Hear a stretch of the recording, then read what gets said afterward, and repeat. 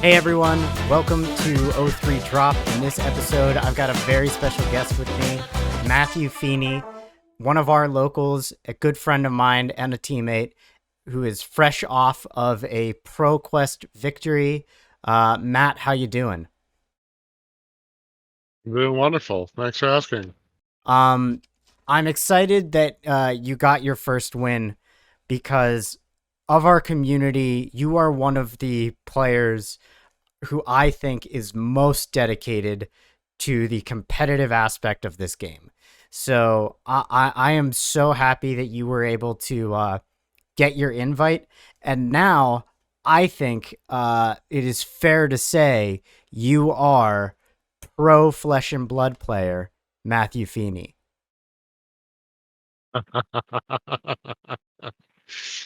I guess we can say that now. Yeah. I my belief in life is you got to tell people who you are, and you are invited to the pro tour where pros play, and therefore you are pro player Matthew Feeney. We have your deck list with us today.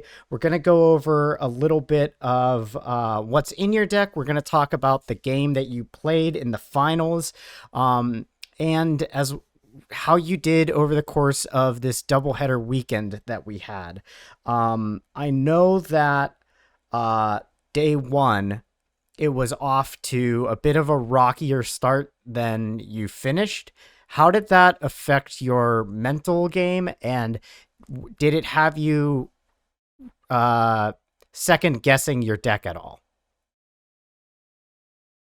Those are great questions. Yes. For the first ProQuest or the Green Tree ProQuest, I started into Viscerai, which the Viscerai into Guardian matchup is very unfavored into me. If it's OTK, tempo, I can deal with a lot more, and that's what I faced was kind of a hybrid tempo, hybrid OTK. I think it was a mixed match of both. I'm not really too well versed on Viscera decks. I call that I turtle just know. burst myself. If you're just being defensive, racking up rune chance, and then, throwing it when you have 20 or so. That to me, I call that strategy turtle burst. I don't know if the people would call that a Viscerai mid range, but it's not the true OTK, but a burst deck. Right, right, and that's kind of more of what I faced. I got like a ninth blade to the face with like 7 chance. I think like an Arknight Ascendancy with another couple. There was a smaller attack for like 15 chance at one point, and I was like, okay, I think I can understand how this is going to work.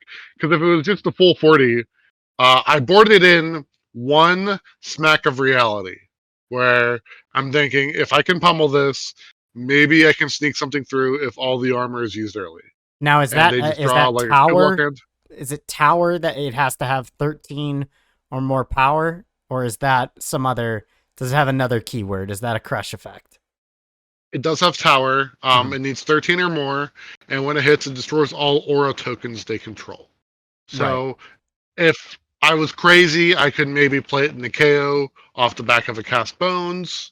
But there's no way I'm going to be able to carry 4 cards into a KO unless they roll a 1 on a scabs Mhm. or something else crazy. My game plan on the KO is swing hammer and pray. Mhm. Uh, Fortunately, I did win that game. Uh, Next game was a Hatchet Story game.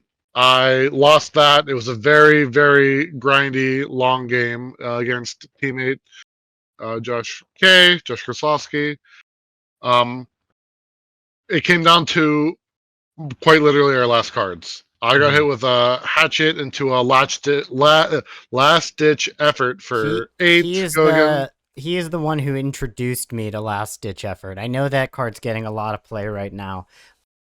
Sorry, Feeney, I either. had a little bit of technical difficulties. I went offline there for a second, but I was saying that Josh is the one who introduced me to Last Ditch Effort and the power that that card has. I know that he is a Bravo main, so in that grindy matchup, he certainly understands what Guardians are capable of. How did that one end? He was able to pull it out in the end? Yeah, he was able to get it out for me. I, if I would have boarded in, I think my choke slams and my smack, I probably would have maybe won that one. Mm-hmm. Because I would have had four more cards. He was down to I think two, and I just ran out of cards, so I lost there. Um, it's hard to say, in a vacuum, I could say like four more cards, I should win, but who knows? It's one of those situations every card game player likes to do, where they play out all the scenarios in which they did win. So yeah, I certainly understand that. That was my first day of ProQuest as well. I could tell you, all of the ways I could have won, mainly if Gem had been kinder to me in my pairings. But so as you're going through this, first day, how are you feeling about Victor? Are you feeling like you brought the right deck, especially after your first matchup into a Hatchet Sterinthia is a loss, and our meta was primarily made up of Hatchet Story? Yeah, I think we had seven both days, or at Mm-hmm. least six both days. I think there's only one Dawnblade Truther out there. I think the rest were all hatchets. Mm-hmm. I think I brought the right deck. I'm debating on if I should have brought Debilitate, so I took Red Debilitate out. Mm-hmm. I wasn't liking the Crush effect, uh, because it didn't really feel like it was that strong or putting as much forward. But as I was playing, I didn't have as many four cost attacks as I would have liked running Tunic. I'm I'm going back to it after this for sure. Especially with Partimus Fail coming up. I definitely will need more four cost attacks. I think Tech Plating comes back in, especially with the new Visit the Goldman Estate. I Yeah, am so excited for this. I'm very excited to talk to you about that card in particular, as well as where that leads your deck building. I know though that leading into ProQuest weekend, you had been toying with KO. You have been playing Victor for quite a while. You did bring it to Battle Hardened Philadelphia. Why did you think that you needed to switch to KO? Was it just the hype, or was there something about Victor where you said this deck is not going to be able to perform? I was having significant troubles playing into KOs Mm-hmm. at the Battle Hardened, at uh, the RTN season following before it.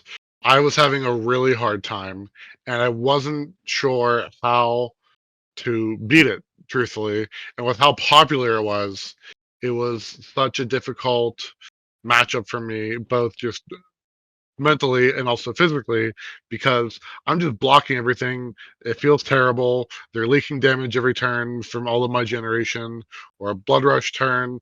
It was so hard to win the matchup, let alone do well. Do you feel like you made a change in your approach to that matchup that made it easier? Or was your game in the semifinals just as stressful? Or, no, I'm sorry, in the quarterfinals is when you played your KO. Was that just as much of a nail biter as it's always been? Or was there something that you were able to figure out about that matchup that changed it for you? Researched intensively. Every day I am in the Victor Discord made by Taylor Crawford. Uh, if not, I'm not chatting. I'm looking at different deck lists, seeing what's going on. I saw the Dennis Zhang list, which got third in the calling in LA, and I was reading through like what did he say, like why these cards, whatnot, and the one that really got me was Sigil Hmm. of Solace, which says when you cast this, gain 3 life. And they said that this was the secret gas needed to beat KO. And so I tried it, and I was thinking about, I was like, well, what does this do really differently that it makes it so much easier? And it gets around so much of them. It gets around send packing, right? Hmm. Even if I just block one card on send packing, if I have that in Arsenal, I can bait them to attack with it and just sigil over it, right? Yeah, play it I'm only before it losing, resolves. Okay. right. I can, if I'm getting reckless, I can sigil it Hmm. from Arsenal or something. I have many go ways to get around it, and it really was super beneficial in a lot of my matchups. Hmm. Um, yeah, I wouldn't have won my KO game without them. I definitely dedicate that to it. It Talk to it me was about Ripple Away, because that was a good. card that I think when you realized the power of that, you had an aha moment. And in your finals game, uh, you had the Ripple Away to end all Ripple Aways, in my opinion. It was such a good. You had it exactly when you needed it, which of course was a Goblet of Blood Run wine turn, which your opponent Pat Eschke of the Runaways. It was the only card they kept in their hand. They had blocked out so that they could play that, and as soon as they did, you rippled it away, and um, it certainly, as someone who plays Katsu and doesn't feel that fits in the deck, it made me have the aha moment of, oh, this is gas. This is exactly as strong as the hype has led me to believe. So, talk to me a little bit about that in the KO matchup. Is it as crucial there, or does it really come in for more of the hatchets?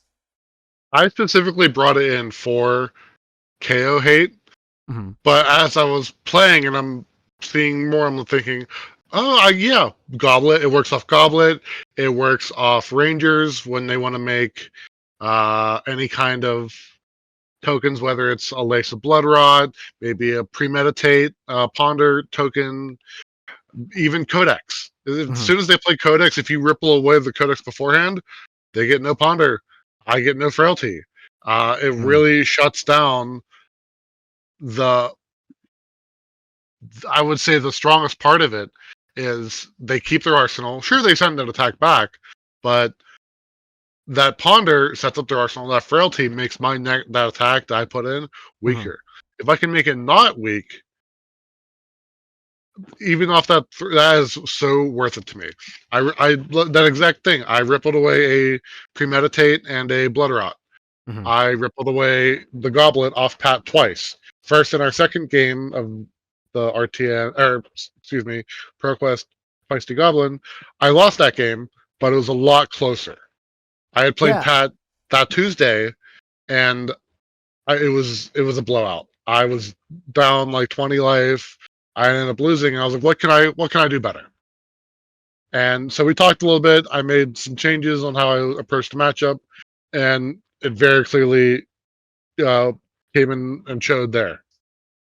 Yeah, talk to me a little bit about your finals match. At the time of your finals, you were 6-1. Your only loss was to Pat, and you're having your rematch.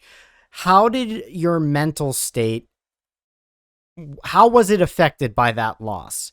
Did you recalibrate and say, this is what I need to do in this game? Was there any despair, or were you ready? Did you have a plan and just execute it from the get-go? Where was your mental state at when you're going and facing the only opponent that you've lost to that day in the finals? Yes. So, like I had said previously, beforehand I faced him. I faced our teammate Josh K the day before, and when I faced those two, I took a Nothos and I boarded out Smack and Chokeslam all 3 chokeslams. Mm. In that game against Pat, I brought in every card I had. I wanted Smack to be a block 3. I didn't want it for anything more than just another card in the deck that blocks. I don't really care about it. But if it does come to the very last fatigue, then I have all the cards I need. Mm-hmm. I chose Titan's Fist and the Shield over Anothos because I wasn't getting the benefits of Anothos that I saw earlier because I'm not running tech plating, and I wanted the extra 2 block so I could cover the first hatchet if it wasn't pre-buffed. Yeah. That shield won you the game. That shield was, I mean, a great adjustment. First of all, you had several things that happened throughout the game that just it made me see Victor in a new light. One of those was winning Clash off of Golden Sun was very big. You didn't draw Golden Sun because it was a trounce, but another one was just using Victor's ability. This had to have been a moment that I'm sure you'll remember for a while. You trounce, and the first thing that you reveal is a CNC. You put it on the bottom of your deck, and the next thing that you reveal is a pummel. You destroy your gold, and now your deck is stacked on the bottom. CNC and pummel. How do you feel at that moment? Had you been pitching for a plan similar to that, or did the cards just line up in that way? That was first cycle. That just happened. Truth be told, I bottomed the pummel because I lost the Clash. After I was like, yeah, I stacked it, great, but I wanted the benefit from the trounce more than I wanted to stack that. Yes, CNC pummel is very important. Yeah, that was certainly what I thought when I watched it. I was thinking, I wonder if he even knows, if he noticed just what he set himself up for in the end game, or was it just a matter of I have to end this turn cycle with more value than you did. So it sounds like that's where your head was at, was just, I'm playing against Jadori. They're trying to present, we're both value decks in a way. So I'm just trying to get more value out of this turn than they're getting. Was that sort of where your head was at? Was it just strictly numbers, or? Yes. Victor is the high variance value guardian. You know, Bravo has more control with a lot of the dominated attacks they can get through, where the crush effects go through.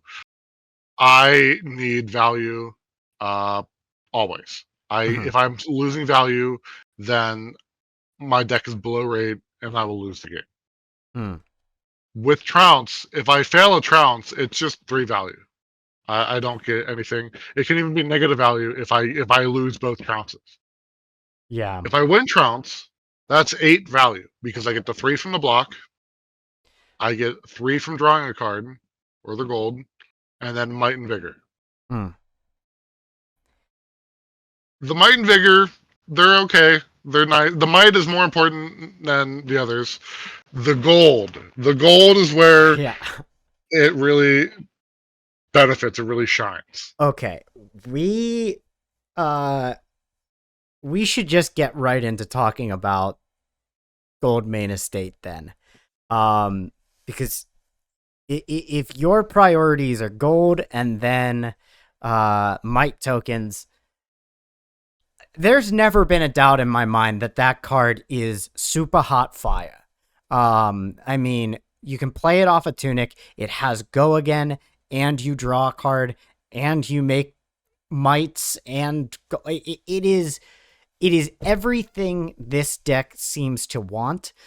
But this deck is also a Clash deck.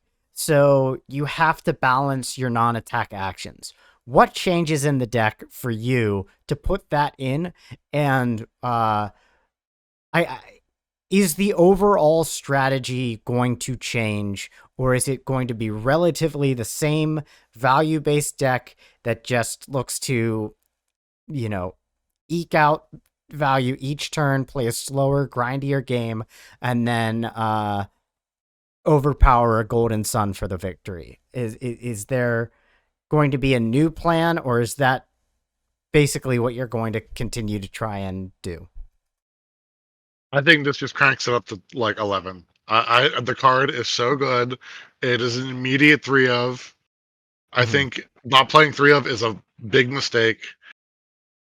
I just can't see a deck where I don't run 3 of But with does it this. change the way you add block cards to your deck? Because that's really, like, those really are the cards that I think as making Victor's engine work. It's Test of Strength and Trounce. Um, without with this new card, do any of those come out? How do you approach that ratio to make sure that you're winning your clashes? Yes. So I agree. It is a delicate balance. The the best thing that I want to see is some gold early so that if I need to fix a clash, I can. I'm Mm-hmm. only gonna crack golds on trounces and test of strength. I don't even run Clash of Vigor anymore or Millers. Mm-hmm. But if I would, I don't think those are maybe Millers, but I don't think Clash of Vigor is worth cracking a gold over, or say an opponent's running Clash of Agility or something. I don't think those are worth cracking golds over. Mm-hmm. What I want to do is I want to have my gold and I want to be able to use it for depending on the matchup, depending on what equipment I'm running. If I'm running a Nothos, I'm probably going to be running tech plating. So I Mm-hmm. can Surge, Gold Mana State, and then I can send a 4 power attack, whether it's Choke Slam, Golden Sun, uh, maybe even CNC Pummel. Mm-hmm. Maybe it's uh, Debilitate, something else. But I can do that off 2 blues.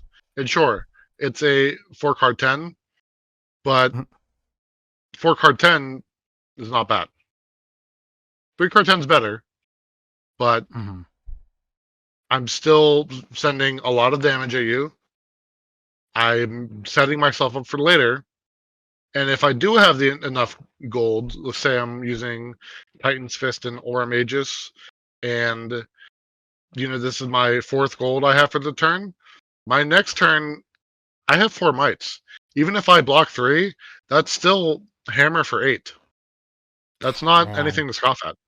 that's gonna be such a good card. It's actually it's actually kind of insane. Um, I am gonna pull up your deck list here, because one of the things I wanted to talk to you about as well is your reds. You were telling me about a 4 card 10. Your reds are not what I expected to see power wise out of a Guardian deck. Being used to playing against Bravo, I feel like there's often cards that are coming in for 10 or 11. Uh, you have a little bit less of that. Maybe I'm just not as familiar with the Guardian pool. Maybe they max out around 9. You do have Thunderquake. You have Golden Sun, which can come in for 10. And Spinal Crush, which is a 9. But, and then you have the Pulverize in the sideboard. Uh, Having been a Bravo player, do you feel that this is a less aggressive deck? On the contrary, It's more I aggressive. I run a very aggressive list, and I am Mm-hmm. an aggressive player.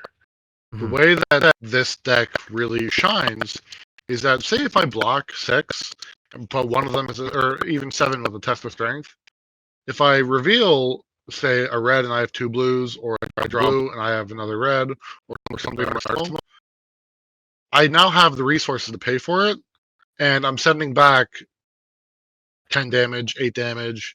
something that you have to give me a couple cards for to respect. Hmm. Especially if I was running Tunic only this last weekend. A lot of times I left up one and a Tunic resource, and the people were like, "Oh, Pummel." The Yeah, thought of Pummel is so much scarier than the actual Pummel. yeah, you really were the king of the pummel fake in your finals. I got a lot of entertainment out of watching you just sit there with your one floating in your tunic counter and a card in arsenal, and just making your opponent twist themselves in knots trying to play around you. It it was very good. I had a CNC come in for 7. Think I revealed or I was off a trounce, I think, and I had the Pummel, Hmm. and they didn't have the cards necessary to respect it properly without giving me their full hand. So now, sure, that just comes in for 7. Hmm. They think I have a Pummel, and the next turn it does get stuffed. I sent a Zealous the next turn that was they blocked 3 or pad blocked 3. I pummeled it and I got shunted, so it was stuffed, but I was able to get rid of the last shunt. It wasn't a hammer, so it wouldn't kill me. I I saved that, so I'm not unhappy with that. I am happy with my performance. I'm, I mean, I won, yes, but I'm happy with how I played throughout the whole day and not having too many glaring misplays where I'm like, Hmm. I shouldn't have done that. How's your game into Prism? Because I know that you and I were talking about some sideboard tech for it recently. I see that you have time skippers, and that seems like it's about it. Obviously, this is a deck that runs a lot of poppers. But do you feel that this deck needs more tools against Prism? I know everyone sort of feels they need more tools against Prism right now, or are you confident in that matchup? It depends on what their weapon is. If they put lag against me, I'm happy. I can just Mm. pop everything. Um, I the Triumph Angels I always pop with my 8s and 10s. I don't really care about sending Thunderquake in that matchup because I'm never going to. Hmm. I'll just let them run out of gas themselves and go about my day. Hmm. I do have the time skippers as mentioned, and it's it's an interesting card to play, right? Because it does cost 3. It does, and you need multiple cards on top of it because I only have hammer, and I'm not running 2 small hammers. Hmm. What what I've done and what I've seen is putting the cards like Ripple Away or even Rouse or small 3 or low cost attacks that go into the arsenal that I can pay 1 blue, time skipper, pay another blue, rouse for 0, even though it doesn't have go again and doesn't cost anything, it still triggers Spectra. Hmm. So then the go again doesn't matter because I have an extra action point, and then I can hammer for the 3rd blue and send them away. And that way, That's a really interesting use of browse. I had never thought of that before. yeah, it still triggers the. Same with like Raiden for Yeah, 0. it's still That an triggers attack. It's Spectra. on the chain. It just doesn't have any power, but it doesn't need it because the attack doesn't resolve and the aura gets destroyed. Right. And I can just play that long game, and I have no issues doing that. Hmm. It's not really a concern. I bring the AB1 in. This should be null rune gloves. I changed it for Sunday. So when I did face Prism, I did have the gloves. Instead of the boots, is that Yes, yes? Okay, so the boots are replaced with null rune glove. When do you run the rampart of the ram's head? that was only for dash. I Only knew for there would be dash. one dash, or at least one dash, Hmm. and I wanted to be prepared in case. I did have to deal with it because that's a bad matchup for me. And adding in just a one slot, as in a lot of points into that matchup, one blue gets me 6 block. It's hard to pass that up. So, what are Victor's worst matchups? KO. KO. KO for sure. I don't think the ninja matchup is as free as people say it is. Mm-hmm. Now, I recently have had more. Maybe it's because of Riptide's. I don't want to say resurgence because I don't know if it's that, but Riptide's gaining popularity. I've played more Riptides than usual, and I'm having an easier time as Katsu into the Riptides than I am into Victor's. The just absolute wall that Victor presents has been and I'm not having a great time into Riptides, but I think there's a lot of new players picking up Riptide and giving him a try for the first time, and they haven't really figured out the deck yet. A lot of the Victors I play are unmovable. I have won that matchup several times, but I was interested when you told me that you didn't think it was as free as it was.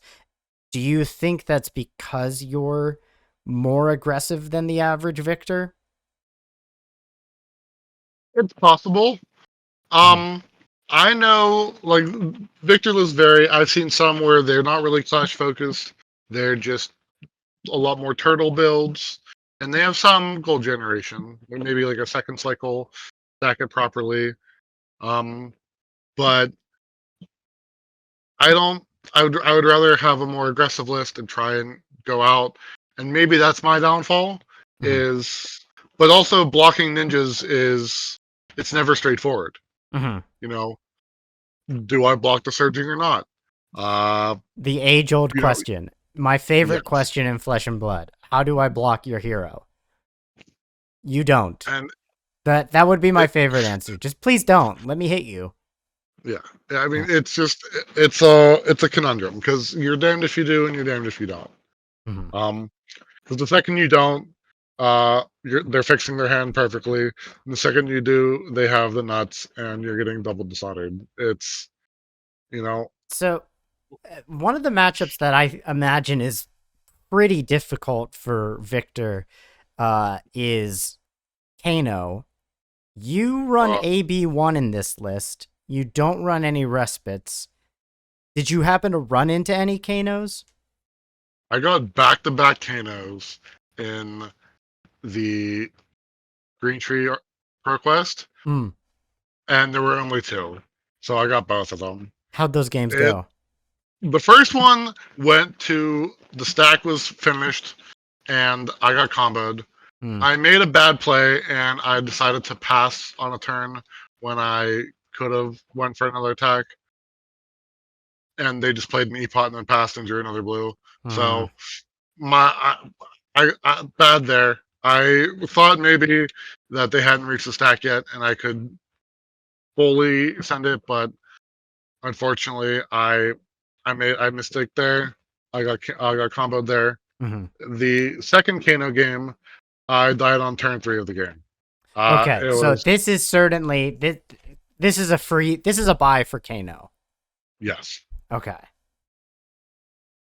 Another bad matchup that a lot of people don't think is Teklavas. Now, you're both sort of second cycle heroes. I know that you play more aggressively, but Teklavasan, I know, is a second cycle hero. That's when all of their power cards come online. Why is it difficult in the early game for you? Because they just block everything. They're taking like 1 damage, if that, a turn.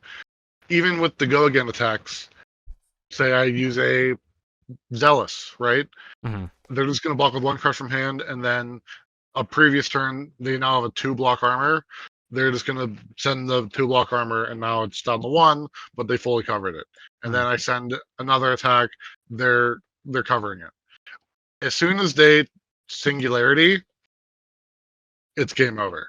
Unless I have like 50 life, it's it's really just game over. I Yeah. be- they just send so much. War Machine is so good with the overpower. I need to have like an armor, Tesla strength, and another 3 block ready to go. Otherwise, I'm taking damage from like War Machine or Terminator Tank every time, Hmm. and I'm discarding cards from Teklo, his attack. They have 5 card hands. They really just close it out right then and there. It's so hard. Hmm.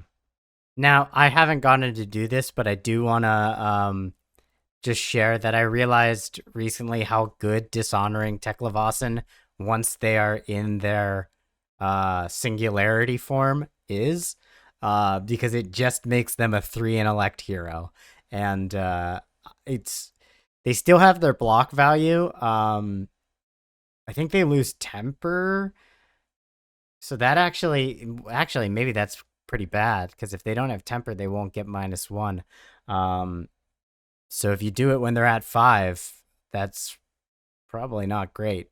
But it is funny to think of getting rid of their ability to attack and all of the things they worked for. But like I said, I've yet to do that. I did get a couple dishonors off this weekend, which was, I mean, that's me. That's me in my prime, in my element, thriving, moisturized.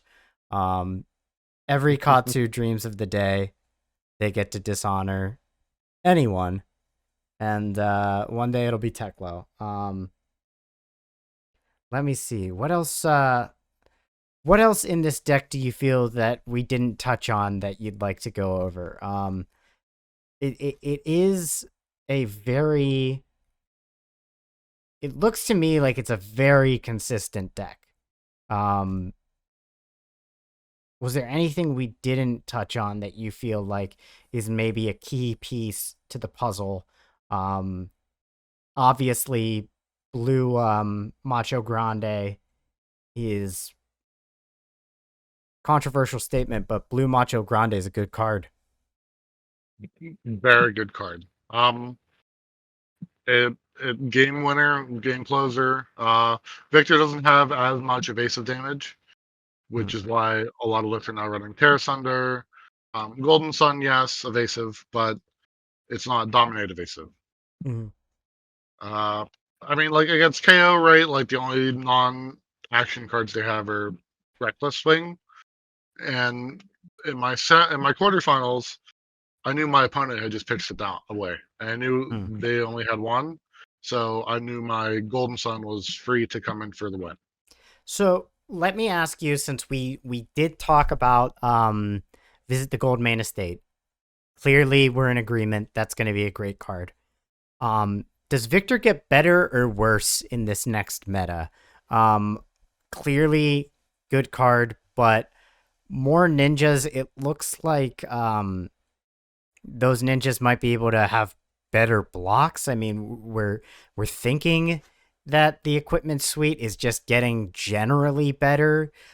It seems like they're printing more 2 blocks, possibly block cards. Ninjas specifically are the only class right now that has a card with ambush, which is a block that you can block with from Arsenal. If ninjas get those cards, if assassins get more blocks and more ways of handling overpower, do you think that the benefits from Visit the Gold Main Estate will ultimately be enough to elevate Victor, or are you anticipating that Victor will go down slightly, stay about the same? Where do you predict Victor will go? A lot of people are saying that playing Guardian is a choice right now, and it's not. It's you play Guardian because you like it, not because you want to win. That's disgusting. That's And disgusting. Who likes I that deck? Who you sickos. All right. I had no, to. You know I had to. I know, I'm a pervert. You're, Um, yes, that's right. I don't know how much I've said it on the podcast, but if you play Guardian, you're a pervert. Anyway. um, I think new is definitely a problem. I am Oh not yeah. excited to play against a new. I don't want to get crippling crushed at home, Mm-hmm. especially on just for free. That sounds really great. Um, I don't want to deal with. I think Enigma will be a problem, perhaps. I have to see how the decks are built and what their playlines are. If they're running like Iris or Reality Refractor, it will be worse. We had mentioned earlier that we don't think that their Phantasm plan is all that strong right now with the Yeah, generic Phantasm cards. it seems like there's a good chance that we're getting new boots for Enigma based off of some of the key art. It seems like mainly Ward and the Phantasmal Tide Maw, which is one of my favorite cards in Illusionist, does have Phantasm, so possibly permanence with Phantasm, and then they might be playing Semblance. It's very hard to say where Enigma is going to go right now. We don't really have enough cards to say with her. I think we have a little bit better idea of new, and I think Zen is going to be the crouching tiger. Ninja, that seems like most of the information that we need to know. Yes. As soon as I saw and read New's hero ability, I knew that this was going to be a huge problem. Hmm. This deck is going to be extremely popular. It's going to be so strong. There's no way that this deck doesn't just. I mean, Guardians are, for lack of better terms, getting bent over by New. Um, there's so many good blues that Hmm. are played. I mean, Terra Sunder, Macho, Yeah. Cranial Crush. I don't want any of those being thrown at me. Now, Hypocritical, yes, but I have to know. I'm gonna look at Terra Sunder here real quick because I have to know if it specifies Guardian attack. It does. Um, so I kind of wonder if New will make use of universal cards at all, because so many heroes do have cards that specify your next class attack, and I would think that that tends to be where the sideboarding goes against New, is to keep it so that some of the cards, at least, that you swap in are cards that she'll get no value from, like Terra Sunder, for example. right. I think even I just bored Terra Sunder out Mm. um, against New. It's only two of my blues, so I'm not really screwing a lot of my ratios. I can't take out all my good blues, right? Hmm. Because then my ratios are just terrible. But I think the new matchup has to be a very aggressive matchup where you just don't block. It's I'm certainly not blocking any stealth cards. Mm. They can pump them to the moon. I don't care. I'm not blocking them. It's going to be I really cannot. interesting to see how that hero works. I mean, like I said, I don't think I think it's too soon to really theory craft Enigma, but as soon as I saw new, it was just like, oh well, we know what this does, and assassins have the smallest card pool right now, and it's still good. It's still definitely going to be really good into a heavily favored, I'd say, into Guardians. And other matchups where running blues is important. Yes, very much so. Um, I mean, obviously she's going to do well against her other counterparts in the set, Enigma and Zen, because they're going to be running a lot of blues. Hmm. It'll be interesting to see how she evolves and how strong she will be. Now, Because look at look at As this set, right? Oh, sorry. no, go ahead. We see with this set, KO's already at 400 points. Kasai has like 250. Victor's like right behind her. I don't- they I think in a press release they expected Victor to be the best one, but KO's at 400 points already and is not slowing down at all. Yeah, that's for sure. But luckily they gave him more support just to get him out of here. Yeah, Um, Ram Run or Rough Ram Shot or whatever. yeah, Ram That Ranch. card is Ram Ranch. That's going to be a great card, an instant include for sure. Mhm. I mean, The that chess piece is going to be insane. Um, just to circle back though to Mist Vale. Just to wrap things up here, who do you think you'll end up playing? Are there any heroes there that you think you might give a shot at if Victor goes the way of the dodo, which is the stupidest expression? Um, I feel so dumb using it. Um, if Victor dies tragically, who do you think you'll pick up from Mistvale? Ooh, I like them. I think the Crossing Tigers are kind of cool. I'm not an illusionist player, so I don't have any draw towards Enigma. I like Assassin. I think it can be strong. I just don't feel like spending $1 million on all the Assassin staples. You know, I sold 3 Codex of Frailties with the intention of buying them back, and one of them was sold when I came back. So I have 2 Codex of Frailties, and I don't want to open more Outsiders. So I feel you. I might, maybe I'll build new, but that's such a huge card for that hero, or that class rather. Um, anyway, I just want to wrap up by saying congratulations again on your win. I know all of the folks at Green Tree were super proud of you and really happy to see you succeed. You put in the effort, the time, uh, going to as many armories as you can, going to multiple Discord servers, and pulling as much information from other sources as you can.